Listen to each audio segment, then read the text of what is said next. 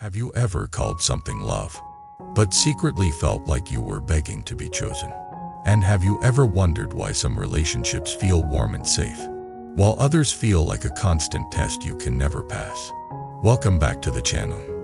Tonight we are talking about true love in Buddhism. Not as a romantic fantasy, not as a cold rule, but as a living practice that can transform the way you relate to people and to your own heart. The word love is used everywhere. People use it to describe desire, attachment, loyalty, chemistry, comfort, even control. Buddhism does not deny any of these experiences, but it asks a simple question that changes everything. Does this love reduce suffering or increase it? Does it bring wisdom and freedom? Or does it bring clinging and fear? Two ideas will guide us through the whole story tonight.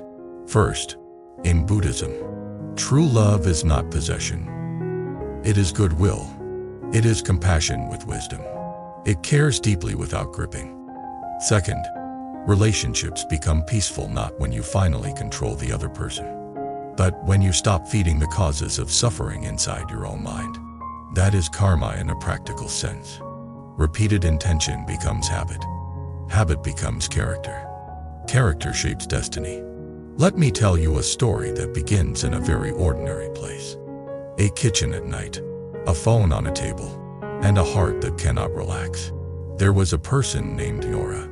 Nora was the kind of friend people trusted. She was thoughtful, loyal, and emotionally attentive. If someone she loved was in pain, Nora felt it like it lived inside her own chest. People described her as loving. Nora believed she was loving, and in many ways she was. But Nora also had a hidden pattern. When she loved someone, she began to cling, not on purpose, not because she wanted to control them. It was more subtle than that.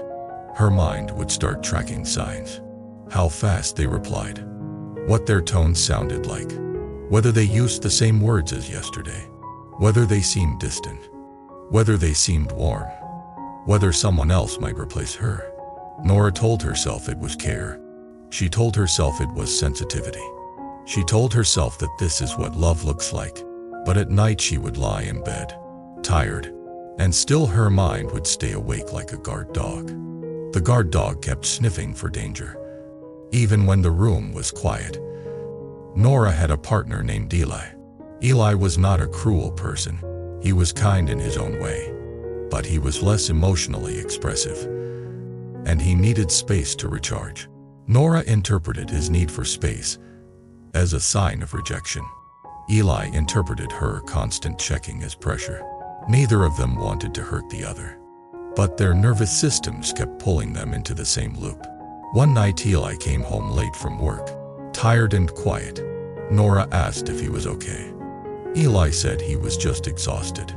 Nora heard a different message. Nora heard, "I do not want you." She tried to keep her voice calm, but inside she felt a wave of fear. She asked more questions. Eli answered briefly. Nora felt the fear grow. She started imagining that Eli was drifting away. She began preparing for abandonment in her mind, like rehearsing a disaster so it would hurt less if it came. Then she did something she later regretted. She accused him, not with loud anger, but with a sharp sadness that carries its own blade. She said, "You never care the way I care." Eli looked at her with a tired face and said, "I do care, but I cannot live under a microscope." That sentence hit Nora harder than she expected. Under a microscope. She realized that love had become surveillance. Not because she wanted power, but because she wanted safety. After Eli went to sleep, Nora stayed awake on the couch, feeling shame, fear, and confusion. She loved him. So why did it feel like she was hurting him? Why did love feel like anxiety? Why did her heart feel like it could never rest? A few days later, Nora visited her aunt, a calm older woman named Mira, who had practiced meditation for many years. Mira was not dramatic, and she did not speak in slogans. She lived quietly, and people felt calmer around her without understanding why. Nora told Mira about the argument. She expected advice about communication, but Mira asked a different question. When you say you love him, what do you mean by love? Nora answered quickly. I mean I care. I mean I want him to be happy. I mean I do not want to lose him. Mira nodded slowly and said, listen to your last sentence. I do not want to lose him. That is not love. That is fear. Fear can sit next to love. But if fear becomes the driver, it turns love into clinging. Nora felt defensive. She said, is it wrong to want someone to stay?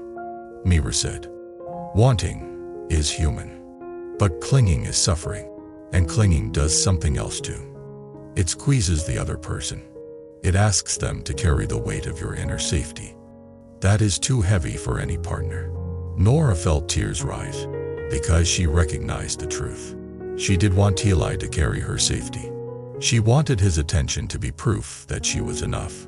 Mira said, Buddhism has a very simple way of clarifying this. True love is compassion.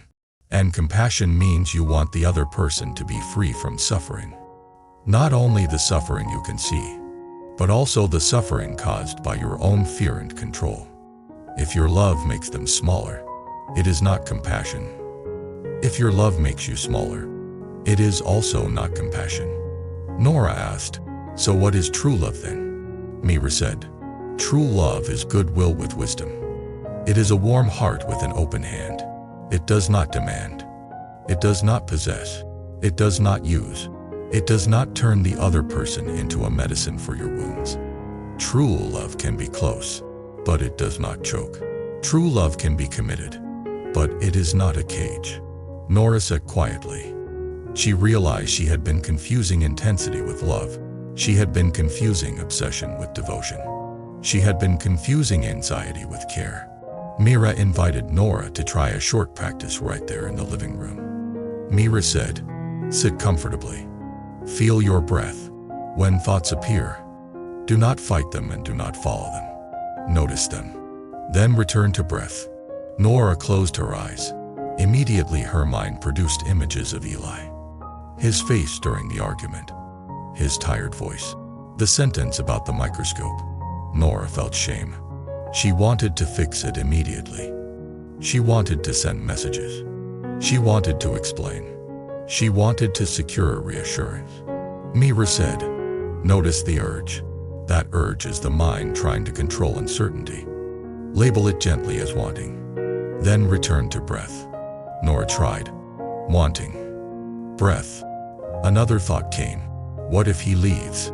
Mira said, label it fear. Another thought came. I should be better. Mira said, label it judging. Breath. For the first time, Nora saw her inner world like a moving river instead of a single permanent truth. The thoughts were intense, but they were changing. The fear was loud, but it was a wave.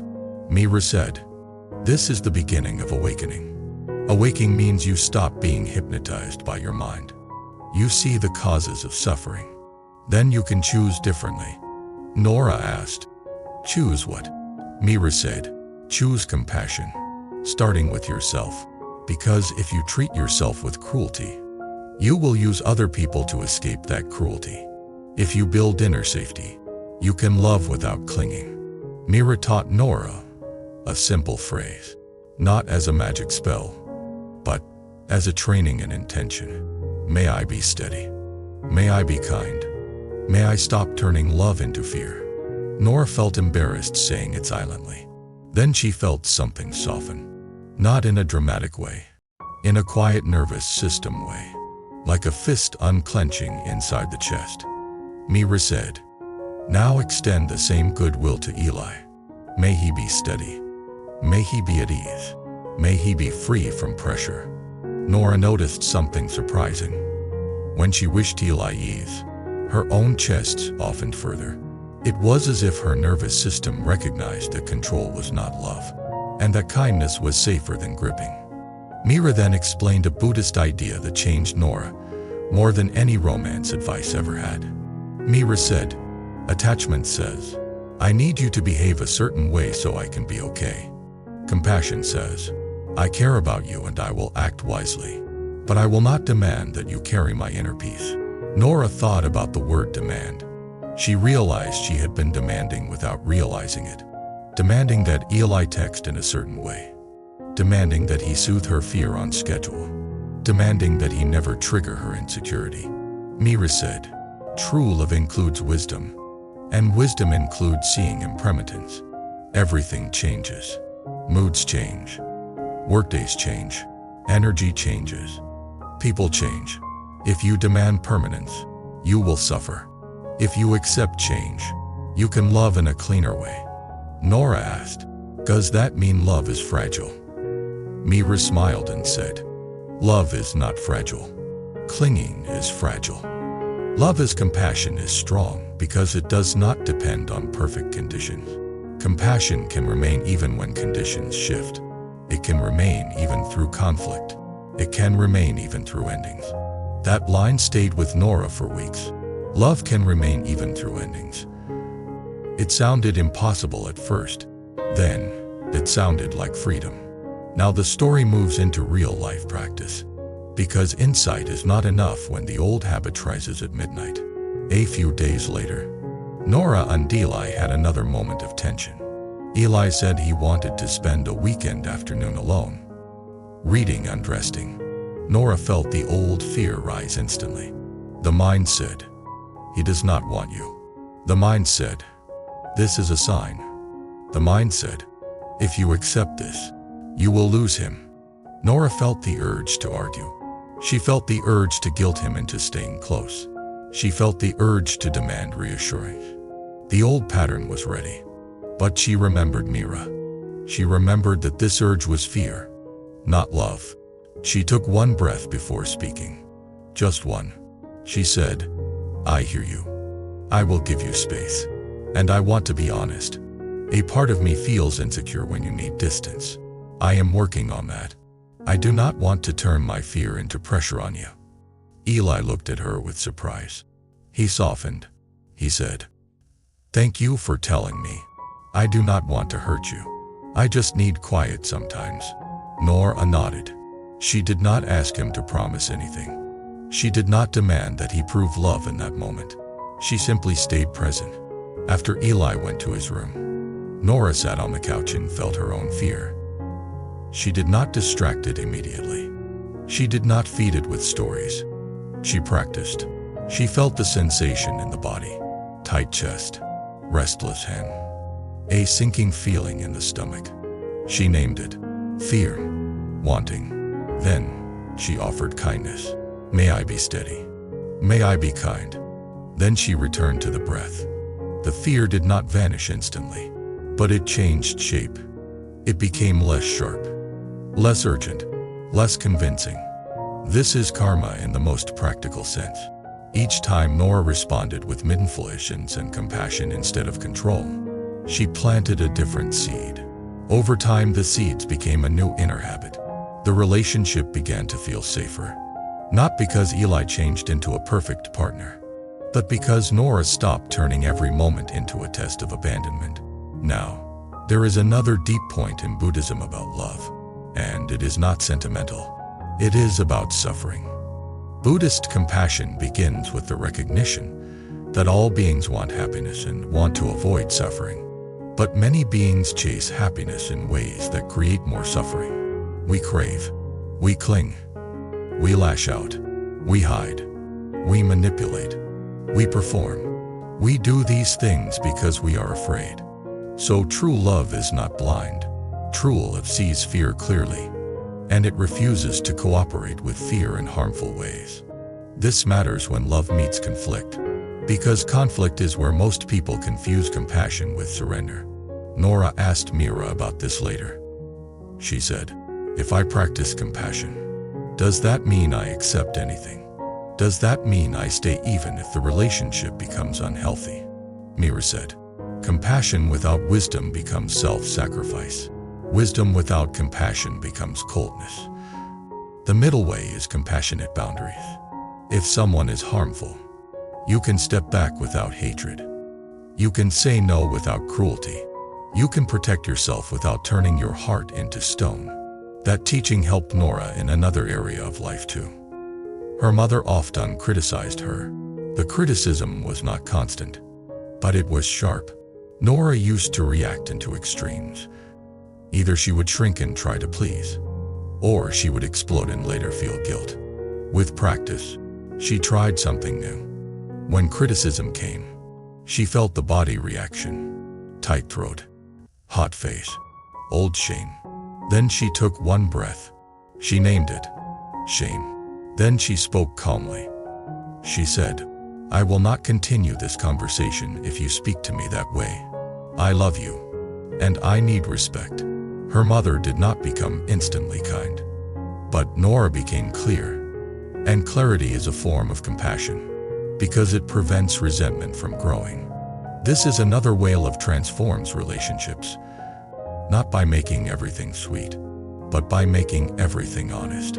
Now I want to widen the story beyond Nora, because many of you listening are carrying a private confusion about love. Some of you are in relationships where you feel you are always earning. You are always proving. You are always adjusting. You are always anxious. You call it love, but it feels like walking on unstable ground. Buddhism would not shame you. It would ask you to look gently at the causes. Are you clinging to the person as your source of worth? Are you using the relationship to avoid loneliness you do not know how to hold? Are you confusing intensity with safety? Are you confusing familiar pain with destiny? And then Buddhism would offer practice, not just theory. Practice means training the mind to stop feeding fear. Practice means learning to sit with discomfort without turning it into control. Practice means developing loving kindness toward yourself so you do not outsource your inner peace. Some of you are single and feel afraid that you will never find love. You may feel pressure. You may feel comparison. You may feel like time is running. Buddhist compassion would meet that fear with gentleness. It would not promise you a guaranteed partner. It would promise something more reliable. If you practice wisdom and compassion, you will suffer less, love more cleanly, and choose relationships from clarity rather than desperation. That is a better destiny than any fantasy guarantee. Now let us return to Nora and Delay, because the story becomes most useful when we see how love behaves in the ordinary moments that usually create fights. One evening, Eli forgot an important date. Nora felt hurt. The old Nora would have turned the hurt into a test. If you loved me, you would remember. If you forget, it means I do not matter. Nora still felt the hurt. True love does not mean you do not feel. But she practiced. She noticed the story forming. She saw the mind trying to turn one mistake into a verdict. She took a breath and said, "I feel hurt. This matters to me. Can we talk about how to remember these things in a way that works for both of us?" Eli apologized. They made a simple plan. Nora did not need to punish him to feel valued. She could ask for what she needed without making him the enemy. This is a powerful transformation. It is compassion paired with wisdom. Compassion holds the hurt. Wisdom prevents the hurt from becoming a weapon. Over time, Nora noticed that love began to feel more spacious. She still cared deeply, but her care became less controlling. She began enjoying moments without gripping them. She began trusting that she could survive discomfort. She began trusting that she could face uncertainty without collapsing. This is what Buddhism calls equanimity. A steady heart that does not depend on perfect conditions. Equanimity is not numb. It is balanced. Now I want to talk about the hardest part of true love. The part that almost nobody wants to face. Impermanence. If everything changes, does that mean love is doomed? Not at all. It means love must become mature. Immature love tries to freeze life. It tries to make promises that reality cannot guarantee. It says, never change, never leave, never disappoint me, never trigger my fear. That kind of love is really fear. Mature love says, I care for you deeply, and I accept that life changes. I will practice kindness while we are together. I will not waste our time with unnecessary fighting. I will not turn love into a contract. This maturity does not make love weaker. It makes love more real, because it stops demanding that life lie. In Buddhist terms, this is part of awakening. Awakening is seeing reality clearly, including change, including uncertainty, including the truth that clinging creates suffering. When you see that clearly, love becomes more compassionate, because you stop wasting time on controlling each other. You use your time for presence, for listening, for kindness, for forgiveness, for honest boundaries. That is how love transforms relationships. It makes them cleaner, less poisoned by fear. Now I want to share something that often creates strong resonance. Many people do not realize that the biggest obstacle to love is not the other person. It is the inner critic. If you carry self-hate, you will ask love to fix it. You will ask love to prove you are enough. You will ask love to cover the wound. But love cannot heal self-hate by itself. It can comfort you, but if you still attack yourself inside, you will keep needing more reassurance, more proof, more control. So Buddhist love begins with compassion for yourself, not selfishness, self-compassion, the willingness to stop inner violence. Nora learned this.